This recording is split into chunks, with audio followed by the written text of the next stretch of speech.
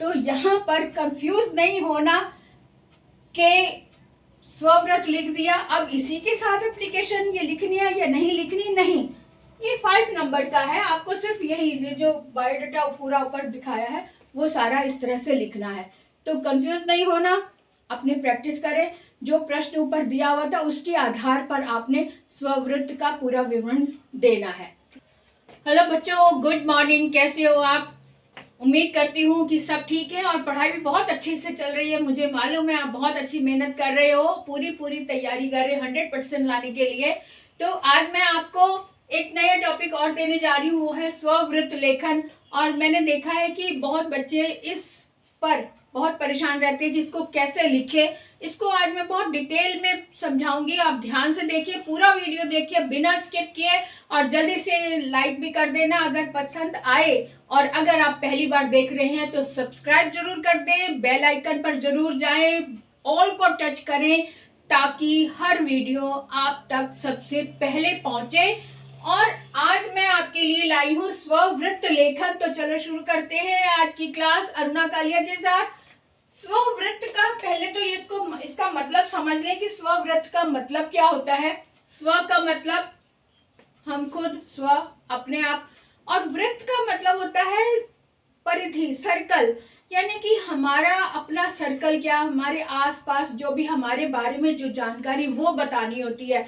जैसे हमारा नाम हो गया, डेट ऑफ बर्थ हो गया, पिता का नाम हो गया, माता का नाम हो गया, एड्रेस हो गया, ईमेल एड्रेस हो गया, और इसके अलावा हमारे शैक्षणिक जो है ना योग्यता वो हम बताएंगे, यानी कि हमारी एजुकेशनल स्किल क्या है उसके बारे में बताएंगे। ये सारी जानकारी हम स्ववृत्त में देते हैं। और इसके अलावा एक छोटी सी बात मैं और बता दूं कि ईमेल भी आता है। ईमेल के बारे में भी मैं आपको बता दूं कि ईमेल भी इसके साथ, हालांकि जब प्रश्न आता है कि जैसे ये प्रश्न लिखा है, आपका नाम राम प्रसाद है, सारस मोटर कंपनी में मार्केटिंग एग्जीक्यूटिव की आवश्यकता है, टाइम्स ऑफ इंडिया में इस पद हेतु विज्ञापन प्रकाशित किया गया है, आप नौकरी की तलाश में हैं, अतः आप इस पद पर नियुक्ति पाने हेतु एक स्ववृत्त तैयार करें। ये प्रश्न आएगा तो आप स्ववृत्त यानी अपना बायोडाटा, इसको और इंग्लिश में क्या बोलते हैं, बायोडाटा, अपने बारे में सारा कुछ लिखना है। लेकिन यहाँ पर प्रश्न तो यहीं पे आ गया कि ये 5 नंबर का आता है, आपने अपने बारे में लिख लिया। लेकिन अगर आप वास्तविक रूप में कहीं अप्लाई कर रहे हैं, कहीं आपने अपनी नौकरी के लिए आवेदन पत्र देना है, तब ये जो है ना, ये फॉर्मेट जो है ये एक बार तैयार कर लो, ये रेडी रहता है, ये बना रहता है। और जब भी हमने अप्लाई करना हो, आवेदन करना हो, तो हम ईमेल करते हैं, तब उसमें इस पद के बारे में लिखते हैं और साथ में अपना बायोडाटा संलग्न कर देते हैं, है ना, संलग्न करते यानी अटैच करके उसमें भेजते हैं। तो और वो ईमेल में भेजते हैं, ईमेल के द्वारा भी भेजते हैं, तो डायरेक्ट भी जाते हैं। तो इसके लिए हमें ईमेल करना भी आना चाहिए, आवेदन के लिए हमें पत्र यानी प्रार्थना पत्र भी लिखना आना चाहिए। तो ये सारी बातें जो है हमें इसमें सीखनी है। तो आज हम सीखेंगे स्ववृत्त यानी अपना बायोडाटा कैसे तैयार करें। अब जैसे ये प्रश्न है, इस तरह के प्रश्न आपके प्रश्न पत्र में आएंगे। अब इसमें एक नाम दिया हुआ है, इसी नाम को ध्यान में रखकर आपने सारा लिखना है। तो आपने क्या लिखना है, पिता का नाम हो गया, पहले तो आप अपना नाम देंगे, आपका अपना नाम, ये राम प्रसाद यहाँ पे दिया हुआ है तो राम प्रसाद यहाँ पे लिख देंगे, राम प्रसाद सिंह, ये आपका नाम हो गया। अब उसके बाद पिता का नाम जो भी है, माता का नाम, जन्म तिथि यानी डेट ऑफ बर्थ हो गया, वर्तमान पता यानी करंट एड्रेस क्या होगा, दूरभाष यानी कि आपका जो लैंडलाइन नंबर है वो आप देंगे अगर है तो, और मोबाइल नंबर भी है तो मोबाइल नंबर भी देंगे, और ईमेल एड्रेस भी देना होता है यहाँ पे। ईमेल एड्रेस आपको पता ही है, आजकल के सभी बच्चों को पता होता है। जैसे आपका नाम सभी उसमें सारे लेटर्स स्मॉल में लिखे जाते हैं। जैसे मेरा नाम है तो ARUNAKALIA, कोई नंबर है तो नंबर दे दो, @gmail.com, इस तरह से ये लिखा जाता है ईमेल। जैसे राम प्रसाद है तो इसको हम इस तरह से लिखेंगे, राम प्रसाद 01 लिख दो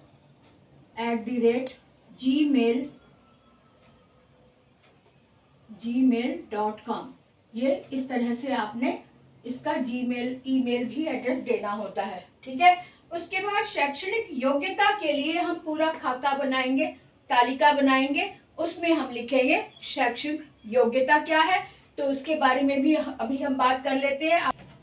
आगे देखते हैं शैक्षणिक योग्यता का कॉलम कैसे बनाएंगे। पूरा खाका बनाना होता है इसमें, ताकि सारी बातें डिटेल में आ सके।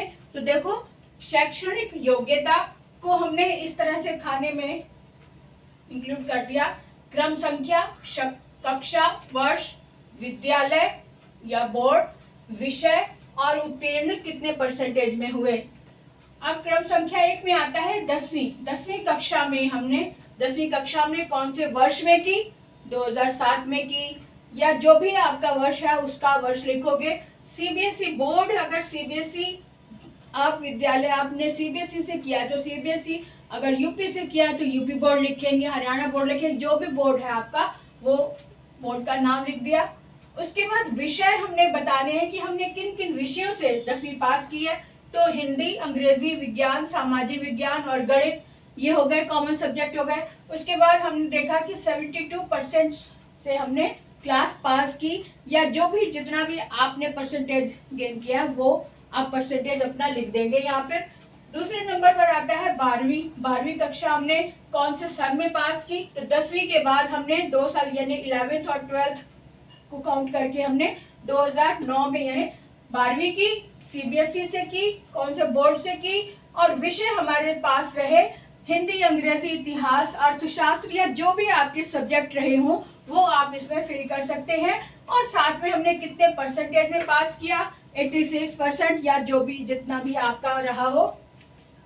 तीसरे नंबर पर आता है स्नातक यानी कि ग्रेजुएशन, यानी 12th के बाद हम बीए करते हैं ना, बीएससी या बीए या बीटेक जो भी है, तो वो हमने उसको हम स्नातक बोलते हैं हिंदी में। तो वो 2012 में किया, इसके अकॉर्डिंग यूनिवर्सिटी ऑफ दिल्ली से किया, हिंदी सब्जेक्ट से किया, और 70% से हमने 70% प्राप्त किए। उसके बाद 4th नंबर पर आता है बीएड। स्नातक के बाद हमने बीएड किया। बीएड जो है 3 साल का होता, अब 2 साल का हो गया, पहले 1 साल का होता था, अब 2 साल का होता है। तो 2012 में हमने स्नातक किया और 2014 में हमने बीएड किया, यूनिवर्सिटी ऑफ दिल्ली से किया, हिंदी सब्जेक्ट से किया, और 94% हमने प्राप्त किए। उसके बाद 5th नंबर पर आता है परास्नातक यानी पोस्ट ग्रेजुएट, यानी एमए वगैरह जिसमें विशेष एक पढ़ाई होती है। परास्नातक हमने 2016 में किया, यूनिवर्सिटी ऑफ दिल्ली में किया, हिंदी से किया और 90% से किया, है ना। तो ये चीज हो गई शैक्षणिक योग्यता को हम इस तरह से बताकर उस पेपर में पूरा लिखेंगे डिटेल। सबसे पहले ऊपर अपने बारे में नाम, पता वगैरह सारा कुछ लिखा, फिर उसके बाद शैक्षणिक योग्यता लिखी, और अब हम ये हमारा खाका यानी ये हमारा बायोडाटा यानी ये हमारा स्ववृत्त तैयार हो गया। अभी आप क्योंकि 10वीं में है, अभी आपका ये स्ववृत्त जो है वो कम होगा, वो छोटा होगा। जैसे जैसे आप आगे नौकरी करते जाएंगे, एक्सपीरियंस बढ़ता जाएगा, तो एक्सपीरियंस भी इसमें काउंट होता जाएगा। नीचे कॉलम में लिखते जाएंगे एक्सपीरियंस कितना हुआ वो साथ साथ बनाते चले जाते हैं। जितनी जितनी हमारी एज के अकॉर्डिंग हमारा जो नौकरी का जो तजुर्बा होता है, एक्सपीरियंस होता है, वो हम इसमें काउंट करते जाते हैं। जितनी पुरानी हमारी सर्विसेज हो जाती हैं उतने बड़ा हमारा बायोडाटा हो जाता है, यानी स्ववृत्त हो जाता है। तो इस तरह से सिंपल वे में, अभी आप 10वीं में हैं, तो एक बच्चे ने पूछा भी था कि अभी तो हम 10वीं में हैं, अभी हम ये सब कैसे लिख सकते हैं 12वीं स्नातक। ये आपको एक आइडिया दिया जा रहा है कि आप इस तरह से बना सकते हैं। अभी आप 12वीं में हैं, लेकिन एक्चुअल में अगर आप कहीं अप्लाई कर रहे हैं तो उसमें आप 10वीं ही लिखेंगे और साथ में आप कर सकते हैं, लिख सकते हैं कि आगे की पढ़ाई जो है वो जारी है। आगे भी आप पढ़ रहे हैं, 12वीं कर रहे हैं लेकिन जारी है पढ़ाई, इस तरह से लिख सकते हैं। अभी आपका एक्सपीरियंस नहीं है तो अभी इतना ही लिखेंगे। आपने परीक्षा में लिखना है तो ये चीज़ होती है, क्योंकि डिग्रीज जो है मोस्टली क्या है कि जब पूरी डिग्री हो जाती है तभी हम जॉब के लिए अप्लाई करते हैं, है ना। तो इस तरह से आप इस तरह से लिखेंगे, बायोडाटा हो गया।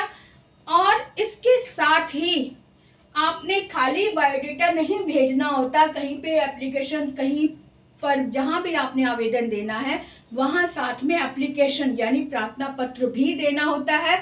और जो आपको क्वेश्चन ऊपर दिया गया था कि अखबार का नाम दिया गया था ना, तो टाइम्स ऑफ इंडिया दिया गया था, तो उस पेपर में से हमने ये कॉलम लिया, इस कॉलम के अकॉर्डिंग हम इसमें अप्लाई कर रहे हैं। ये सारा ब्यौरा आप एप्लीकेशन में देंगे।